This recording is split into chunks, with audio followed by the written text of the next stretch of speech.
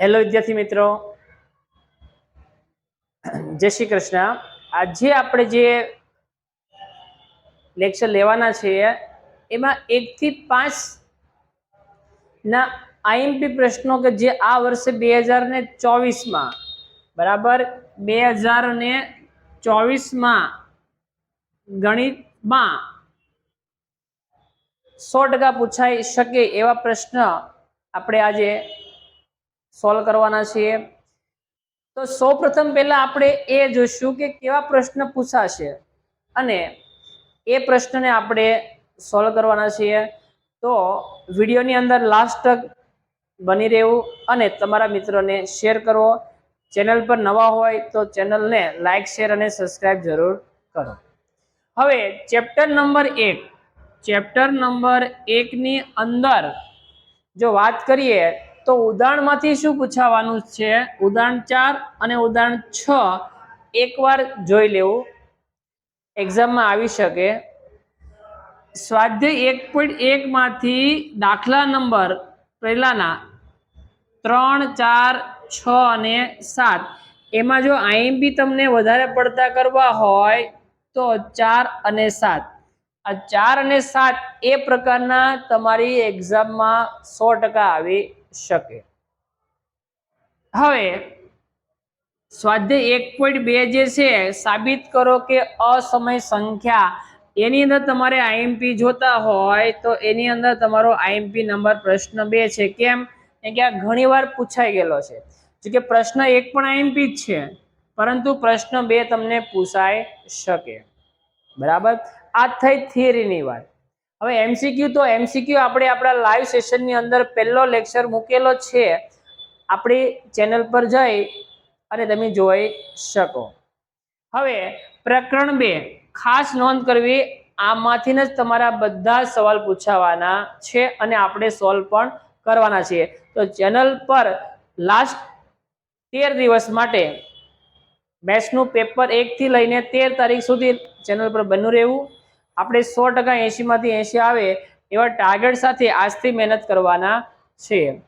હવે પ્રકરણ 2 જે બહુપદી છે, રાઈટ, એની અંદર ઉદાહરણ નંબર 3 અને 4 યાદ રાખજો, ઉદાહરણ નંબર 3 અને 4 સ્વાધ્યાય 2.1 આખું। કેમ કે આની અંદર ગ્રાફ છે। હવે તમને ખબર છે કે આમાં કેટલા શૂન્ય મળે એવો તમને 1 ગુણમાં સવાલ પૂછાય છે। સ્વાધ્યાય 2.2 ની અંદર વાત કરું તો પ્રશ્ન 1 કે એમાં 2 કુલ પ્રશ્નો છે। પ્રશ્ન 1 માં 3, 4 અને 5 જો આની અંદર તમે આઈએમપી ની વાત કરવા માંગતા હોય તો પ્રશ્ન નંબર 4 એવું લાગે મને આ વર્ષે કે પૂછાશે। કેમ કે ઘણા વર્ષથી આપણે આઈએમપી આપતા આવીએ છીએ। પ્રશ્ન નંબર 2 ની અંદર 2, 3, 5 પણ વધારે આઈએમપી આ વખતે હોય તો પ્રશ્ન 2 હોઈ શકે, બરાબર। તો આ પ્રશ્ન 1 અને 2 માંથી આ પ્રશ્નને ખાસ જોવા, બીજા પણ જોઈ શકો, પરંતુ પ્રકરણ 1 અને 2 હવે આપણે વાત કરશું। હવે વાત કરી ચેપ્ટર નંબર 3 દ્વિચલ સુરેખ સમીકરણ, એની અંદર તમે જો ઉદાહરણ કરતા હોય તો ઉદાહરણ નંબર 5, 6 અને 8 એ આઈએમપી છે।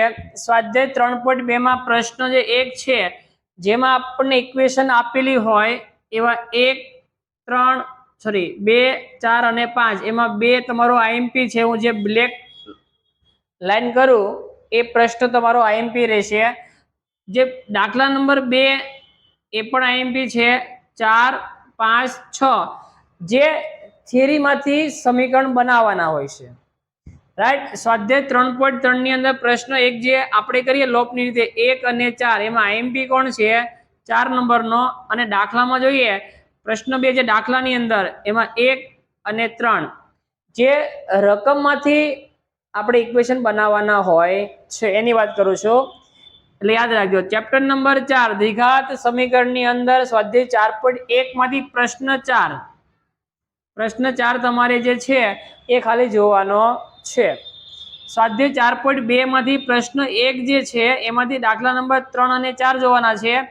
અને બાકી જે દાખલા નંબર એટલે પ્રશ્ન 1 સિવાયના જે 3, 4 લાગુ પડે એમાં 3, 5, 6 એમાં 3 અને 6 એ પ્રશ્ન કેવા રહેશે, આઈએમપી। સ્વાધ્યાય 4.3 ની જો વાત કરીએ આપણે તો પ્રશ્ન 1 ની અંદર દાખલા નંબર 2 આ મોસ્ટ આઈએમપી છે। પ્રશ્ન 2 જે છે કે શોધવાળા એમાંથી એક જ પ્રશ્ન કરજો અને દાખલા નંબર 3 અને 5 આ પણ મોસ્ટ બંને આઈએમપી છે તો બંને ખાસ કરવા। ચેપ્ટર 5 ની વાત કરીએ આપણે તો ચેપ્ટર 5 માંથી આપણને ઉદાહરણ તમને જે યોગ્ય લાગે જોઈ શકો, બાકી સ્વાધ્યાય 5.2 માંથી દાખલા નંબર 4, 6, 7, 11, 13, 14, 17, 19 અને 20 આ બધા દાખલા તમારે એકવાર જોવા પડે જે એન વાળા છે। અને સ્વાધ્યાય 5.3 માં કોણ છે? એસએન। એસએન ની અંદર પ્રશ્ન 1 ની વાત કરું, 2 અને 3 બંને આઈએમપી। પ્રશ્ન 2 કે જેમાં સરવાળો આપેલો છે અને શોધવાનું છે 1, 3, 9 એમાં 1 અને 3 આઈએમપી છે। અને દાખલાની જે વાત કરીએ કે વચ્ચેનું પદ શોધો, એન પદનો પદનો સરવાળો શોધો એમાં 8, 13, 16, 19 અને 20 તો એટલા 1 થી 5 ચેપ્ટરની અંદર આઈએમપી પ્રશ્ન છે।